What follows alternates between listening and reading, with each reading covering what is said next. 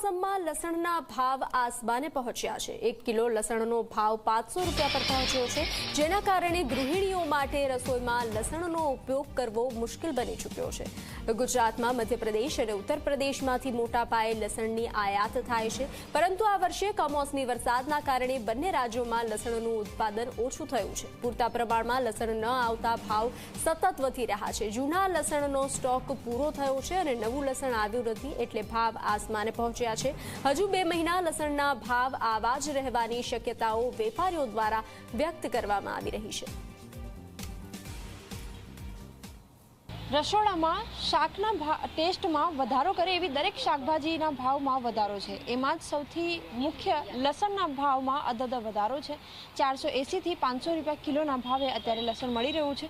ગૃહિણીઓ માટે આ સૌથી વધુ ચિંતાનો વિષય છે, કારણ કે શિયાળો છે અને શિયાળામાં સૌથી વધારે લસણ વપરાતું હોય છે। જે ગૃહિણી છે એમની સાથે વાતચીત કરીશું, એમને પૂછીશું, આપ જણાવો, લસણના ભાવમાં ખૂબ વધારો છે, તમે આ ભાવને કેવી રીતે જુઓ છો? અત્યારે એકચ્યુઅલી શાક શિયાળામાં સસ્તું હોવું જોઈએ, એની જગ્યાએ આપણને અમુક વધારો દેખાય જ છે।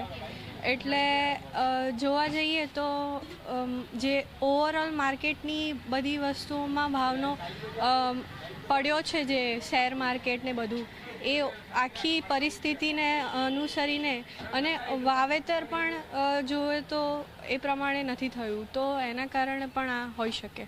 કોઈ એવી અપેક્ષા ખરી સરકાર પાસેથી કે એવો શાકભાજીના ભાવમાં પણ થોડીક રાહત આપે, એ પ્રકારના પ્રયત્નો કરે? હા, એ ચોક્કસ પ્રયત્ન કરી શકે।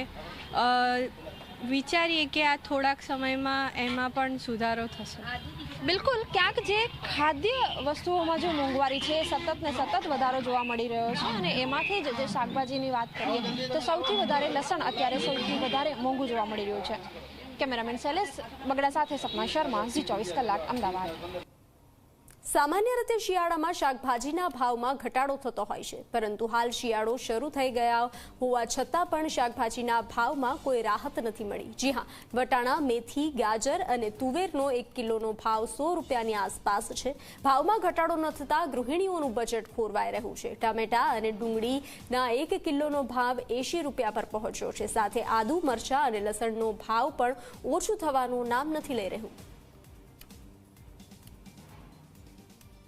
શિયાળાની સિઝનમાં અલગ અલગ શાકભાજી આવે છે અને લોકો પણ એ શાકભાજી તરફ પ્રેરાય છે, કારણ કે સ્વાસ્થ્યવર્ધક શાકભાજીઓ બજારમાં આવતી હોય છે, પરંતુ ભાવમાં ક્યાંક હજી પણ રાહત નથી। શિયાળાની સિઝનમાં જ શાકભાજીની જ્યારે આવક શરૂ થઈ જતી હોય છે, ત્યારે લોકોને એવી અપેક્ષા હોય છે કે શાકભાજીના ભાવમાં ક્યાંક હવે રાહત મળશે અને સારી ફ્રેશ શાકભાજી ખાવા પણ મળશે, પરંતુ હજી સુધી શાકભાજીની જે ભાવ છે એમાં કોઈ રાહત નથી। ગૃહિણીઓ આપણી સાથે છે, એમની સાથે વાતચીત કરીશું, એમને પૂછીશું, આપ જણાવો, શાકભાજી આપ લેવા આવ્યા, લાગે છે બહુ મોંઘું છે શાક? બહુ મોંઘું છે, સિઝન પ્રમાણે બહુ મોંઘું છે શાક। કઈ શાક તમને એવું લાગે છે કે બહુ વધારે મોંઘી છે? બધું શાક મોંઘું જ છે। લસણના ભાવ અથવા તો ડુંગળીના ભાવ લઈએ, ટામેટાના ભાવ લઈએ, શું ભાવ જોવા મળે તમને? બધું મોંઘું છે। અત્યારે તો ઉતારવું જોઈએ શાકભાજીનો ભાવ, એની જગ્યાએ ભાવ ચડેલો જ છે। બિચારા આપણે તો ઠીક, ગરીબ માણસ બિચારા શું કરે? બિલકુલ, લસણ, બટેકા, ડુંગળી, ટામેટા જે મુખ્ય શાકભાજીઓ છે, એના ભાવ શું જાણવા મળ્યા તમને બજારમાંથી? ડુંગળી બટેટાનો વધારે બહુ ભાવ છે, ભાવ વધારે છે। લસણનો શું ભાવ છે? લસણ તો ઘણો જ છે। લસણ શું કીધું તમે? લસણ તો 100 ની ઉપર છે, 50, 60, 40 નું ખાધેલું છે, 100 ની ઉપર છે લસણ। શું કરીએ બોલો? બિલકુલ, 2 વર્ષ પહેલા જ જે લસણ 75 રૂપિયા કિલોના ભાવે મળતો હતો, 100 રૂપિયા કિલોના આસપાસ મળતો હતો, 2 જ વર્ષમાં લસણના ભાવમાં 6 થી 7 ગણા વધારો જોવા મળી રહ્યો છે, અને અત્યારે ક્યાંક લસણ 500 રૂપિયા, ક્યાંક 600 રૂપિયા, તો ક્યાંક 480 રૂપિયા કિલોના ભાવે મળી રહ્યું છે। કેમેરામેન